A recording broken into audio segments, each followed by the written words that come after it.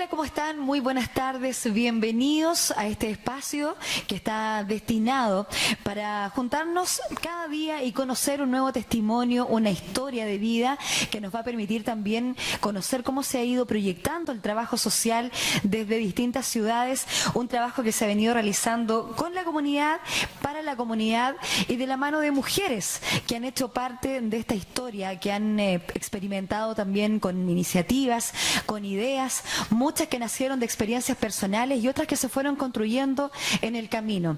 Hoy día lo que buscamos a través del Fondo de Medios en 2017, a través del gobierno regional, es rescatar esas historias de mujeres de nuestras ciudades que han sido una parte importante en el desarrollo, en el crecimiento y en el potenciar áreas que quizás no habían sido trabajadas.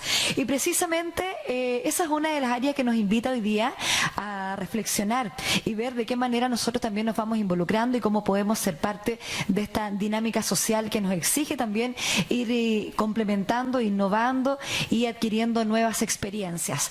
Con nosotros hoy día estamos muy orgullosos de presentarla. Ella es una gran amiga, hemos tenido la oportunidad de conocer su trabajo, de vivirlo junto a ella, también de esa emoción, esa pasión con la cual ha estado trabajando por muchos años, 20 años aproximadamente, con la comunidad para poder educarnos y para poder poner un tema que por mucho tiempo fue complejo, fue tabú, y lo puso sobre el escenario convirtiéndose en un verdadero referente a nivel regional y, por qué no decirlo, a nivel nacional. Ella es Graciela Flores, una limachina hoy día.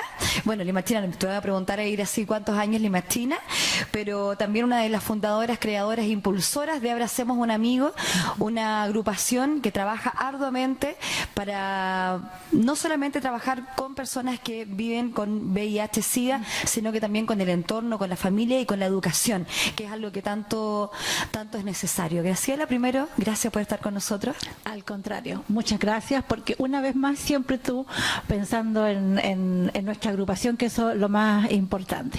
20 años, Graciela. Sí. ¿Cómo te iniciaste?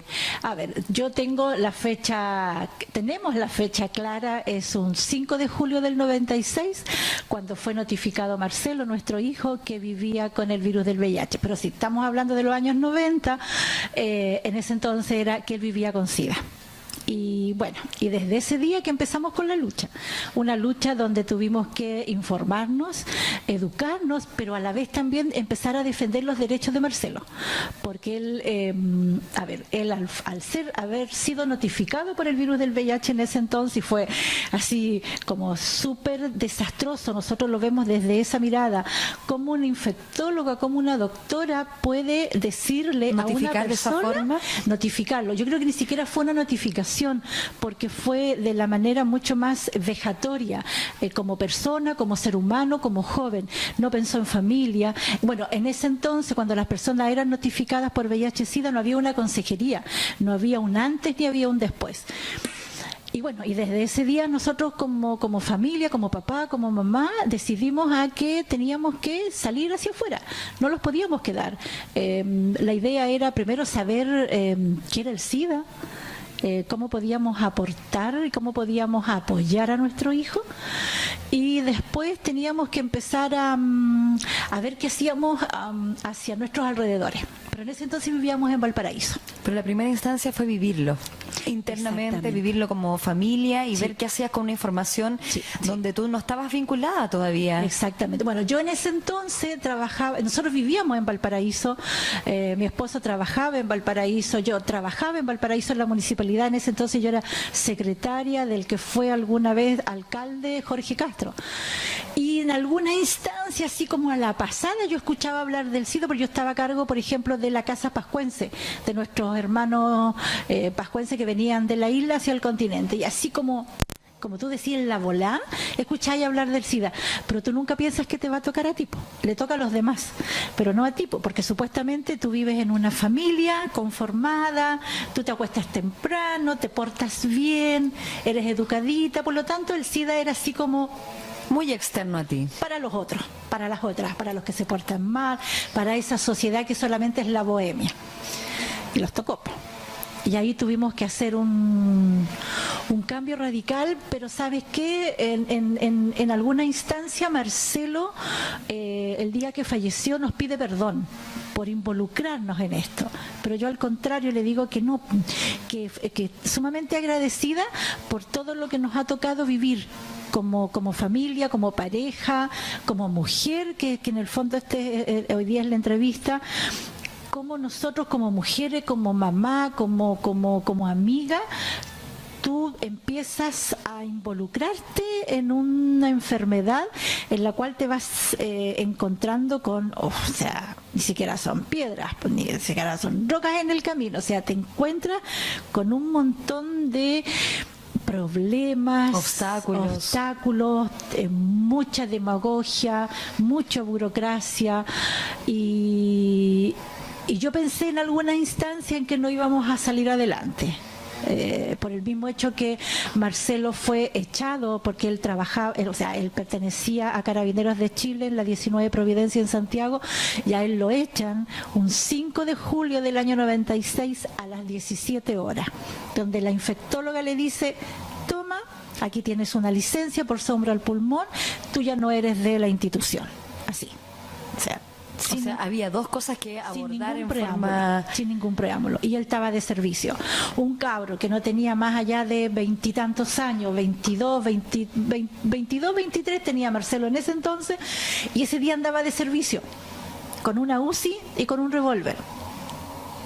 Y él lo único que hace es, bueno, después que llegó a su comisaría, porque él estaba en la 19 Providencia, llama a la casa y me dice: vieja, tengo SIDA, llego a la casa. Digo: obvio, le digo yo me encargo de tu padre, pero usted se viene a su casa.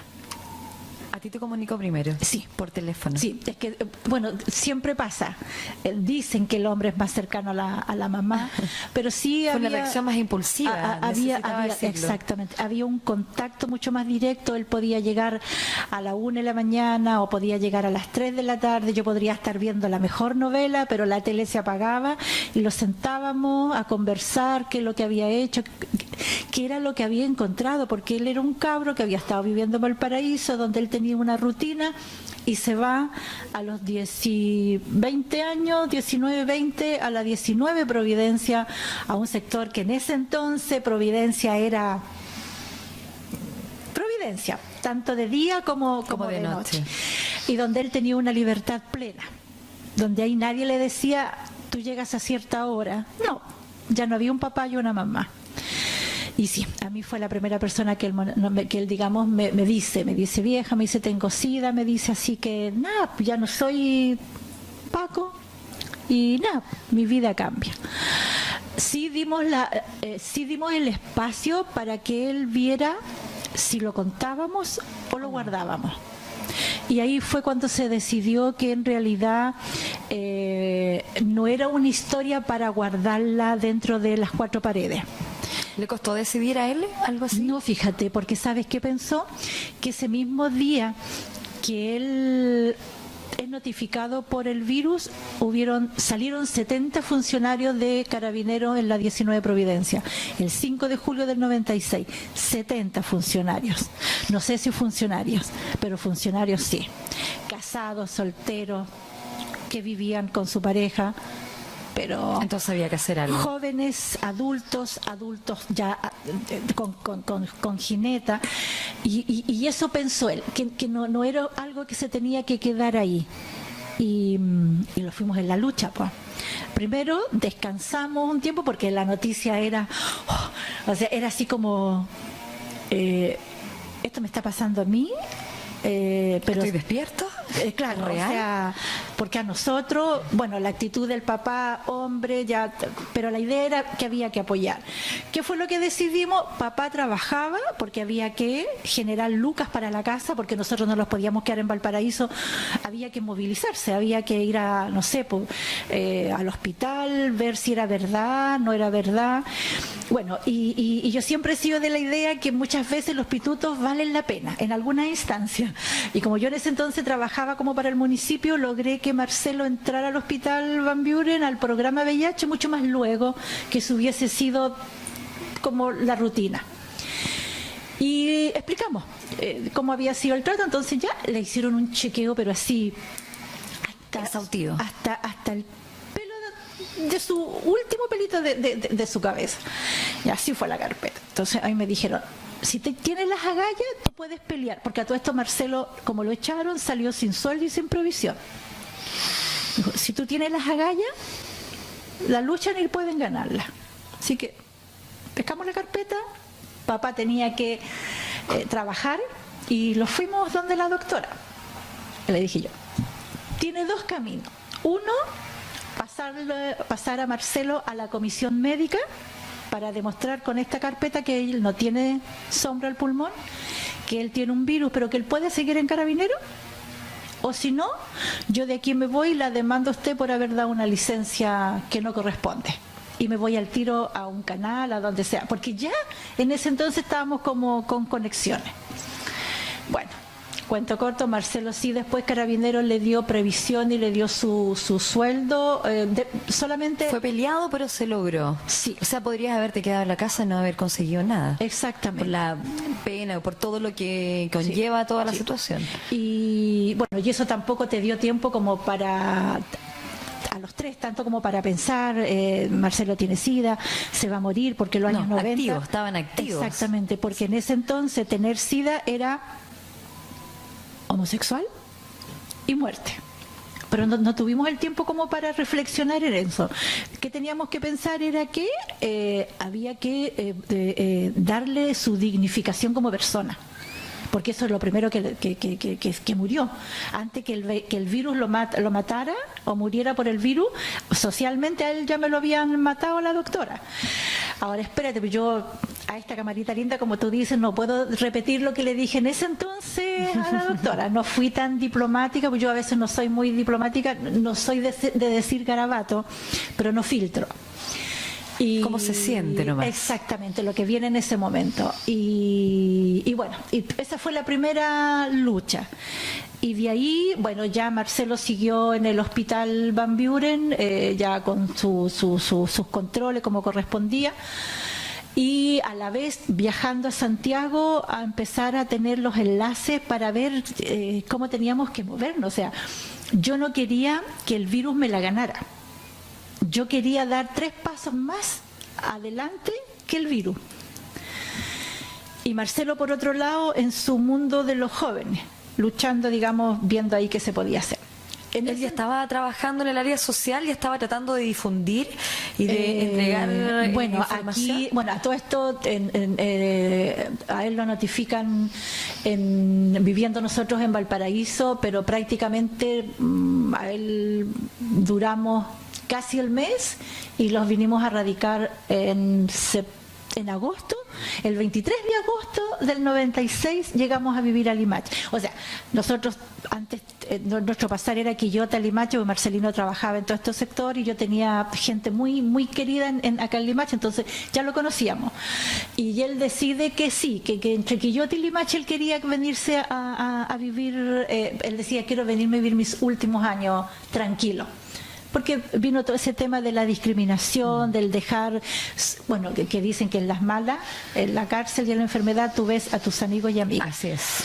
Y justamente hubieron muchos amigos que le dieron vuelta a la espalda, no como así otros que sí estuvieron con él cuando nos necesitamos. Y sí, pues aquí en Limache encontró eso. Esa cosita en que nadie le preguntó, oye, pero ¿cómo te contagiaste? Porque ahí hablábamos de contagio, este cabro tiene SIDA, no hay que permitirlo, no. Ahí fue cuando dio sus primeros pasos radialmente con nuestro amigo Archibaldo Arellano, donde él pudo contar su experiencia, su historia. Y seguir viajando, pues nuestros viajes eran Santiago-Valparaíso. En Santiago encontramos grandes personas, en ese entonces era la Fundación Laura Rodríguez, que ya falleció de cáncer, quienes nos empezaron a orientar. Y conocimos también otros amigos, Jaime Paradís de Prosape, quien de alguna manera nos ayudó a poder vivir el proceso, porque teníamos que gastar 500 lucas mensuales para comprar, porque él empezó con la ZT y con el Videc al tiro. O sea, no tuvimos, o sea, tiene SIDA inmediatamente y droga al tiro. Y así fue nuestro entorno, y lo fuimos dando a conocer. Él empezó a participar fue tomar una decisión de convertir el dolor en lucha. Sí, o sea, y algo que se hizo forma... Ni siquiera vivimos el SIDA como experiencia de familia, sino que porque no tuvimos tiempo ni siquiera para pensar en el dolor. O sea, fue una conversión inmediata, conversión para proyección de el trabajo. No era mañana, porque nosotros con Marcelino, con su padre, no sabíamos si Marcelo se nos iba al otro día, porque no sabíamos, o sea, no sabíamos que en ese entonces la ZT era como la basura que nos mandaba Pero imagínate que todos los años de trabajo que lleva, y ahora tú lo puedes hablar con otra propiedad y con mucha información. La ZT le originó una anemia a Marcelo, que llegó con 8 hematocritos al hospital. Y en ese entonces yo pude haber demandado a la doctora Sánchez, y lo digo porque la tengo, siempre la voy a tener incrustada en mi mente. Ella fue una muy mala profesional de la salud, y bueno, el papá no quiso, y de ahí cambiamos a otra doctora dentro del mismo hospital y le dieron el Videc, y que el Videc fue el que le causó que sus transaminases en el hígado, después le dio una hepatitis fulminante. Todo esto apuró el proceso. Exactamente, claro. Y ahí nos dimos cuenta en que el AZT y el Videc era como que Estados Unidos, Europa, era como ya para que experimenten. Y nosotros siempre hemos dicho, todas las personas que fallecieron a causa del virus del VIH hasta el año 2000 fueron los conejillos de India para lo que hay ahora. Sí. Y eso pasa con muchas enfermedades, no es solamente y pruebas de medicamentos. Nos separamos un breve instante, estamos junto a Graciela Flores, ella es la presidenta de la agrupación Abracemos a un Amigo. ¿Es presidenta, Gracio, no? No, el presidente es Marcelino Luengo, nuestro querido Marcelino. Pero está desde la fundadora y los primeros años, y rostro visible, además, como siempre, de Abracemos a un Amigo. No te separes, nosotros ya regresamos.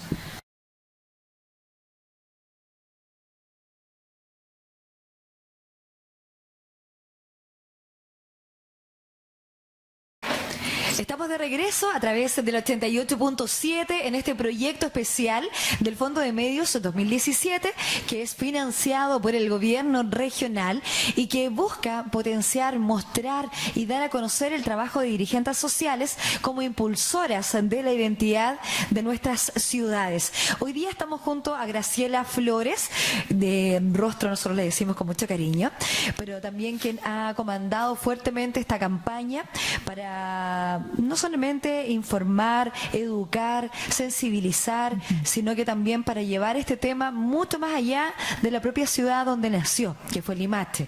Abracemos a un Amigo, lleva más de 12 años, lleva Graciela más de 20 años con su familia trabajando en esta temática.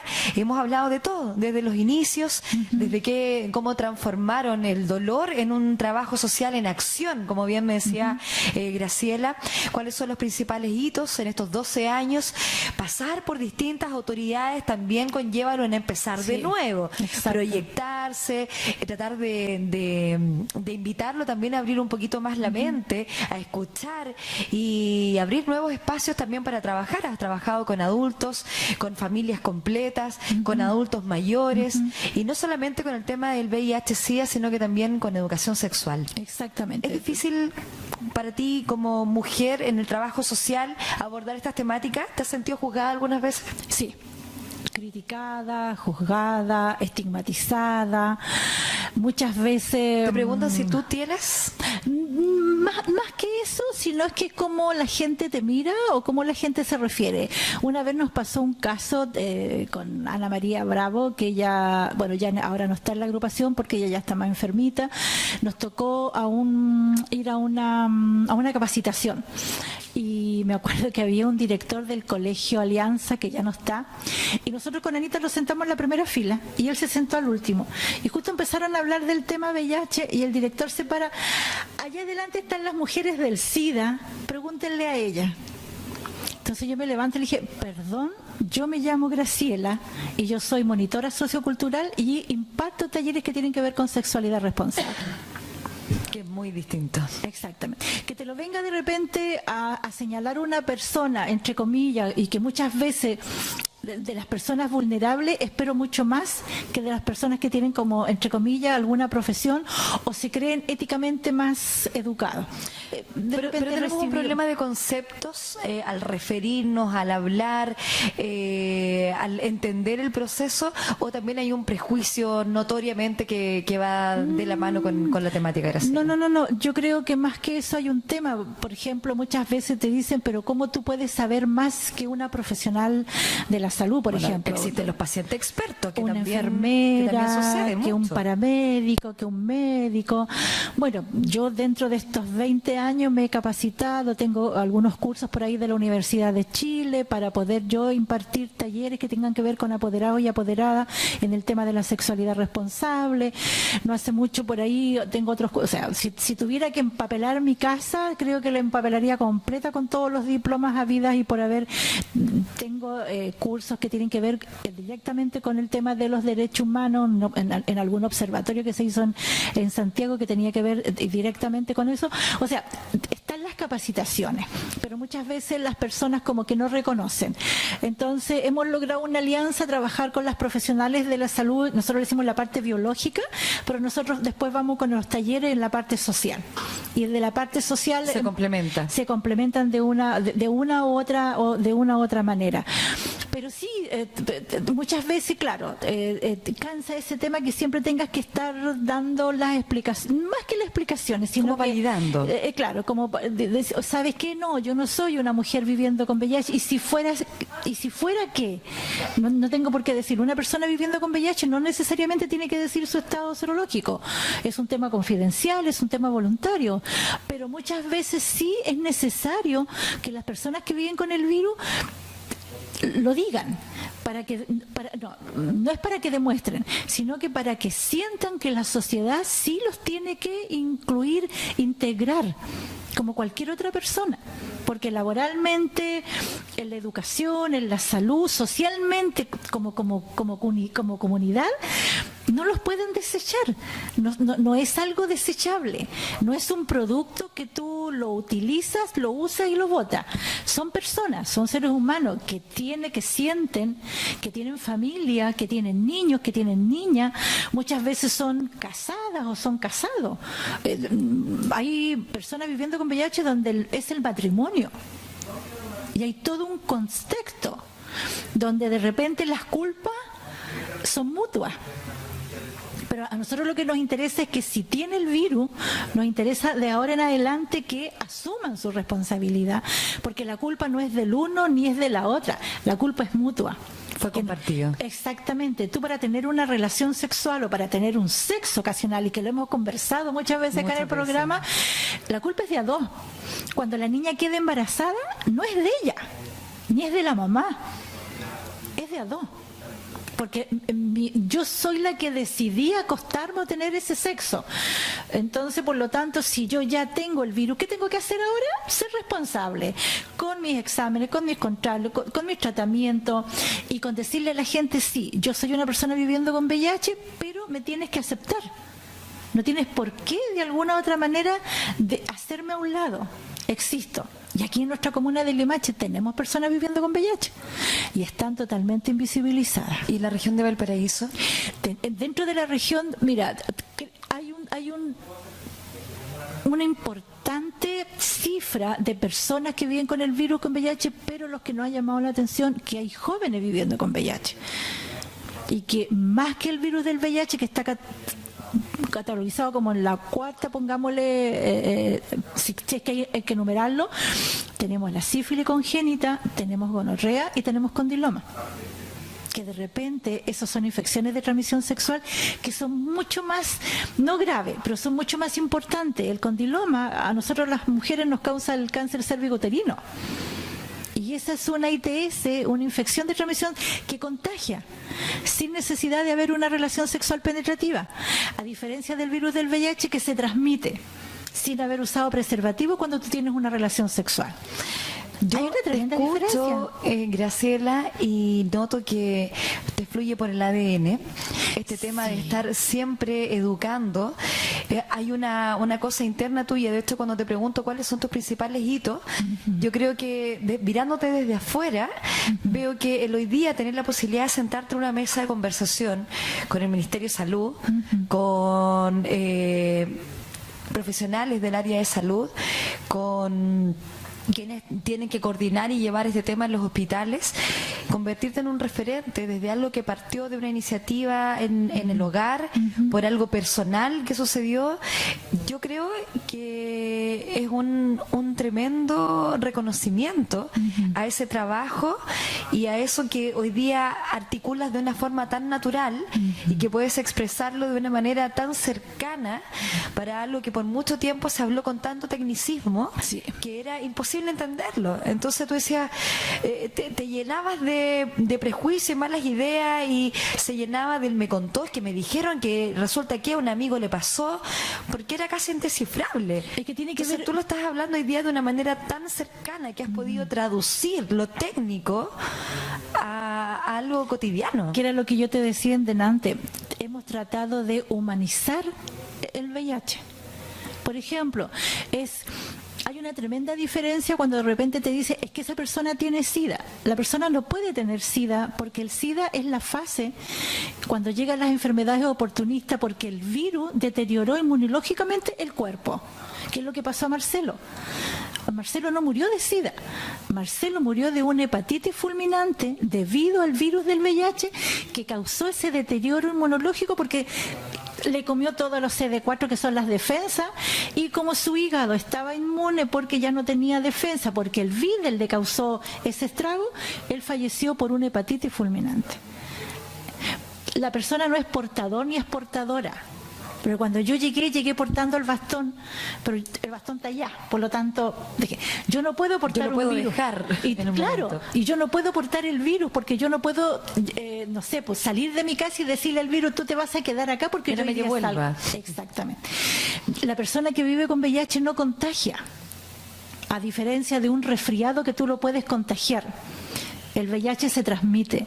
¿Y sabe por qué nosotros, y que yo muchas veces, y está ahí sentadito, y muchas veces yo tengo que, claro, como tú dices, uno es la cara visible, pero Marcelino apaña.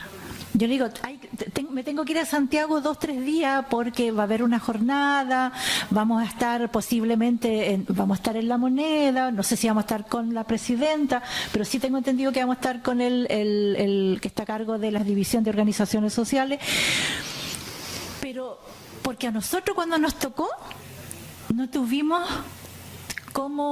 que salir a educarnos, tuvimos que salir a informarnos. Tú quieres llevar esa información. Exactamente. Y sabes qué, hemos logrado que muchas mamás, cuando han sabido que sus hijos o su hija está notificado, o la pareja de su hija o la pareja de su hijo está notificado por VIH, no lo discriminen y lo tengan en sus casas, porque hay una gran diferencia que cuando la persona es notificada, apañan. Como familia, como amigos o como amigas. Ese respaldo a que tengan que estar solo o sola. Entonces, bueno, me imagino que todo se aumenta mucho más. A nosotros nos tocó, porque por parte de la familia de Marcelo, sus más cercanos, lo discriminaron. Entonces, ¿qué tuvimos que hacer? Reencontrarnos entre Marcelino, Marcelo y yo. Por parte de mi familia fue todo diferente. Fue, digamos, Marcelo es uno más de la familia, mi hija, que en ese entonces estaba, digamos, sacando su tesis, hizo su historia en un uniformado que había sido notificado por el virus y que había sido echado de la institución. Entonces tú vivías las dos caras. de aquí te lo discriminaron, de aquí no. Entonces, que le debe pasar a muchos. Exactamente. Entonces, eso es lo que nosotros de alguna manera hemos querido. Y si tenías que, es como retomar mis clases y estar ahí, y todos los días me tengo que ir educando. Ahora, por ejemplo, tiene que ver con este traspaso que va a haber de las personas, y estoy llamando, chiquillas, chiquillos, fueron a control, siguen en el Gustavo Fricke, sí, seguimos. Nosotros, un seguimiento, porque te preocupaste del seguimiento. El seguimiento hay que hacerlo. ¿Cómo lo toma la comunidad, las autoridades, cuando Graciela Flores, que hoy día se transformó por el trabajo con la agrupación Abracemos un Amor, Abracemos un Amigo, golpea puertas y se transforma en un referente regional, donde se quiere hablar de la temática, está Abracemos un Amigo, donde se quiere entrevistar para este trabajo que se ha hecho regional, está Abracemos un Amigo? ¿Se toma distinto cuando vas tú? Yo creo que sí. ¿Tiene una connotación más positiva el haber sido una mujer que está llevando este tema, o no hay diferencia a la hora de tratar? No, hemos tenido portazos. O sea, portazos, decepciones, pero sí también hemos tenido alegría, hemos tenido mucho, como te dijera, mucha aceptación, alegría de repente, en el sentido en que te están reconociendo el trabajo, pero no con algún interés, como con un doble estándar. Yo me acerco al lado de ella porque así también puedo sacar un provecho para mí, y ahí yo no lo acepto. Por eso que te digo, no soy soy totalmente educada, pero sin filtro. Yo, o sea, a mí, o sea, lo que siento, exacto, lo expongo. Porque hay una cosa que a mí siempre me dicen, o sea, yo quizás puedo ser muy diplomáticamente, pero mi cara refleja otra cosa. Y ahí no puedo hacer nada. Nada. Es porque mi cara lo dice. Exactamente. Y así se expresa. Sí. Graciela Flores, de Abracemos a un Amigo, hoy día nos acompaña en este ciclo de entrevistas donde buscamos también conocer el trabajo que han hecho dirigentes sociales mujeres de nuestras ciudades para potenciar el trabajo y el crecimiento también de nuestra región. Este es un proyecto del Fondo de Medios 2017, financiado y apoyado por el gobierno regional. Graciela, no te separes, vamos y volvemos.